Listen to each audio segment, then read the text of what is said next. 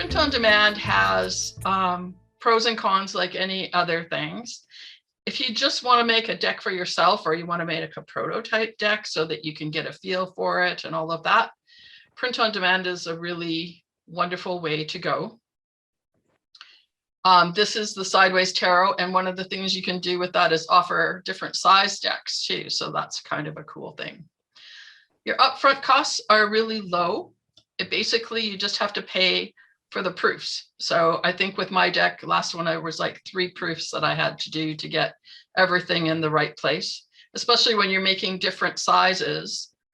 The original artwork is really important to have a lot of bleed on all directions so that you can choose the aspect ratio that's for the card. A jumbo card has a different aspect ratio than a poker card or a mint tin or a tarot size deck. So you really have to think about those kind of things ahead of creating your deck. They have templates on the site, so you upload to their templates and then you can slide them around to make your card fit in there. You don't have to have a storefront. They have a storefront. All you can do is send people to that page. I have all the links on my web page that have all the different packages so people can link directly to the page. And then they ask you to have photographs of all the parts that are in for them, they call it a game, but for all the parts. So you would have your books and your cards and your box and all of that in the pictures. And people can buy directly from there. So you don't have to go to all the expense of having a web page. They collect all the payments, taxes, whatever, that kind of thing, and they ship internationally. So you have this really small footprint. You order the deck, they print it, and they ship it right to you. So there's no shipping in from another country on the boat. There's no all the distribution and all that kind of stuff. So it kind of makes it an eco-friendly deck as well. And I've never not been paid.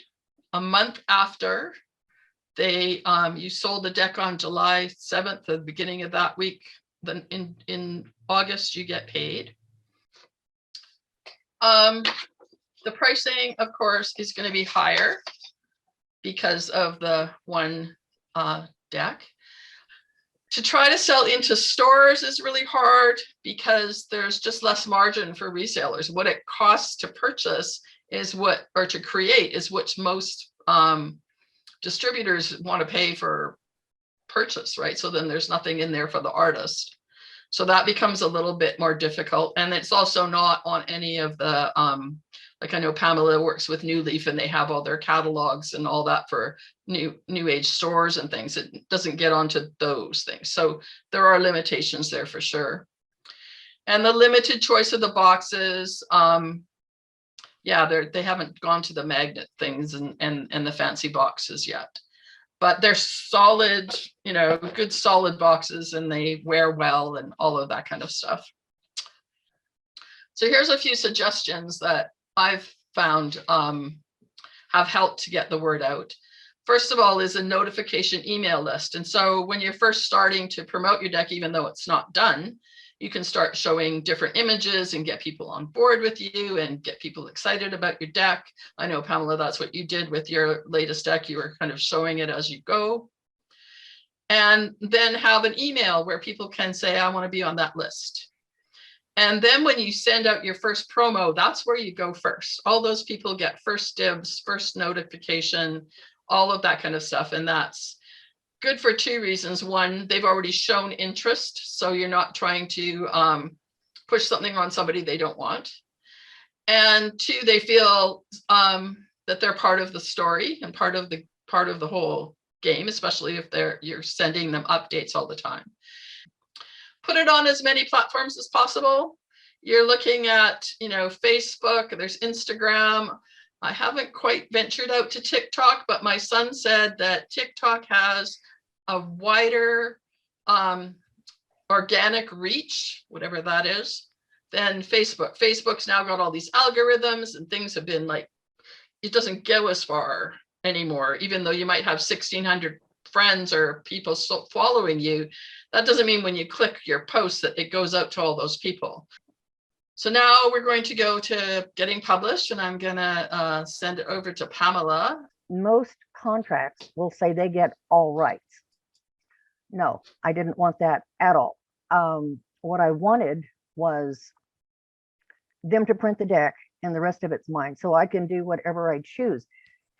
This is what they came up with. They came up with borderless. They came up with this type of text box. They even put my little, they redid the book cover. This is the book that they printed, and it's color illustrated. It's it even kept room for it, because what I wanted was a place for notes after each card, so you can do your own thing. All of my ideas they kept, and they didn't even blink about the rest of it.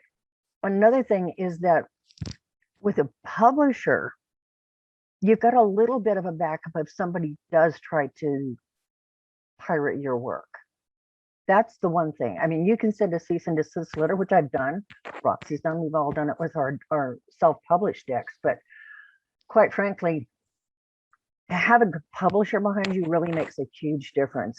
The publisher does own the copyright for that deck, but the rest of it, you can make sure that it's yours. And The art even is the still smallest yours. infractions, if you see some, well, okay, the Wizard's Pets, somebody emailed me and says, do you know that these things are t-shirts on eBay? And I said, excuse me? And I went and looked, and sure enough, somebody had, I don't know where they got the art, but they had several of just the characters. I mean, they did something pretty snazzy there. And they had t-shirts, they had all these things. And so I wrote to them and said, you know, you don't own the rights to do this. And they kind of told me to go away. And so I got a hold of eBay, and I proved to them that I own the copyrights to this. I do have copyrights on all of my work, established through the U.S. Copyright Office. The first one for the Wizard's Pets was established in 1986.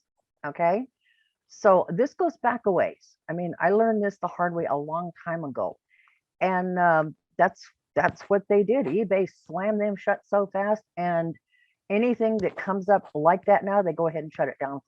I had somebody do pearlsofwisdom.com, and so I said, you know, my trademark, and Benabel actually helped me write that letter, and then she said, oh, she can pay me for that.